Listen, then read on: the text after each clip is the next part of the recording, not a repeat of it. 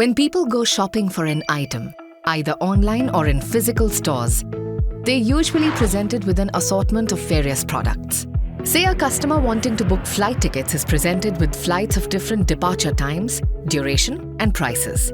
The same concept is applicable in e-commerce, like Amazon or Flipkart, or even in physical stores, like a car showroom or jewelry store, where customers are provided with options and have to choose from an assortment of products. Assortment planning hence becomes ubiquitous across a range of industries.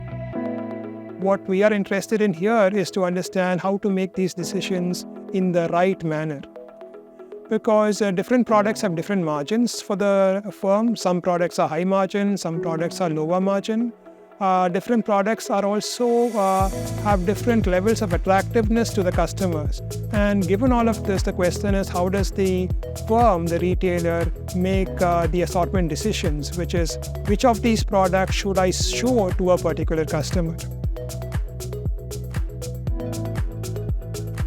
A common or typical objective for a retailer when making its assortment planning decisions is to maximize its profits. But there are some trade-offs to consider. If the retailer only offers high-margin products, then the customers may not buy that product at all because it's a very narrow and expensive assortment. On the other hand, if the customer is provided with a broad assortment, then it's possible that the customer may make a purchase. But it could be a low-margin item, and so not a very profitable sale for the retailer.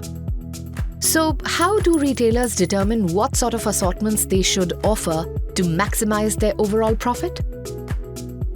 And this becomes a difficult problem because if one had to enumerate over all possible assortments, that is exponential in the number of products. So for example, if you have 20 products and you have to decide what combination of these products to offer, the total number of assortments is 2 to the power 20, which is a huge number. So it's not a very efficient way to do this. And so one has to really look at efficient methods to come up with good assortments in a reasonable amount of time. While there are many choice models out there, the paper focuses on a specific choice model called the nested Logit model, where the products are grouped into nests. The idea being that products within a nest are similar in the eyes of the customer. The paper studies the assortment planning problem under the nested Logit model of consumer choice when there is a constraint on the number of products in the assortment. This could be, for example, due to limited shelf space for a brick-and-mortar retailer or screen space in e-commerce. So if we were to go back to this travel example, you might have flights which depart early in the day as being one nest. You could have flights which depart later in the day as another nest. So the idea is that the customer chooses a nest first. So for example, decide whether this customer wants to travel in the morning or late in the day, and then pick a product from within that nest. Previous research has shown that the nested Logit model does a good job of describing consumer behavior in a variety of settings. However, existing methods for assortment planning have some limitations. For one, they assume that a customer will always purchase a product from a nest once they have selected a nest. With the travel example, this means that once a passenger decides she wants to travel in the morning, she will pick one of the morning flights. She cannot leave without making a purchase. The current work gets around some of these limitations. So we cannot hope to find the optimal assortment because that takes just too long. The goal is to find assortments that are good enough in a reasonable amount of time to make these methods practical. The assortment optimization problem can be formulated as a linear program with exponentially many constraints.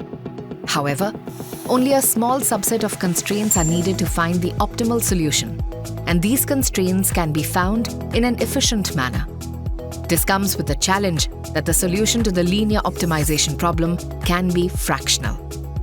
Now, it doesn't make sense to have a fractional solution there. I cannot show 20% of a flight, I cannot show 30% of a flight. So what we had to do is we had to round these solutions in a careful manner to get feasible assortments, whether you offer a product or not. And what we can show is that by doing this, by rounding these solutions in a careful manner, we are able to get assortments that come with provable performance guarantees. What that means is that these assortments, in the worst case, are guaranteed to be no more than a certain fraction of the optimal solution. Computational studies show that this solution method works particularly well, provided the products are not very different in terms of their margins or their attractiveness. The assortments obtained are, on average, within 1% of the optimal solution. So besides the applications that we have talked about, one can also think of other applications, say to healthcare, where patients may be looking for appointment slots, and the question of what slots to show which customers, again, can be cast into this assortment framework.